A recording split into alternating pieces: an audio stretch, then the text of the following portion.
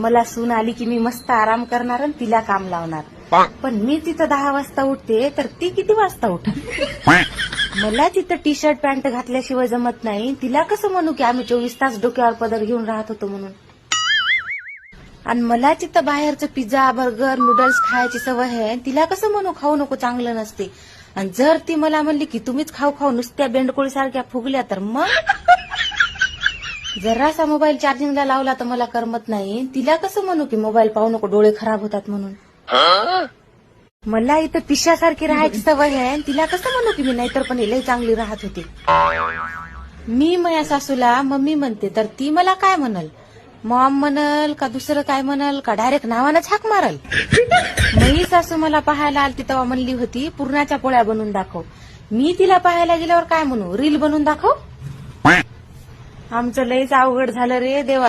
मला सून आली की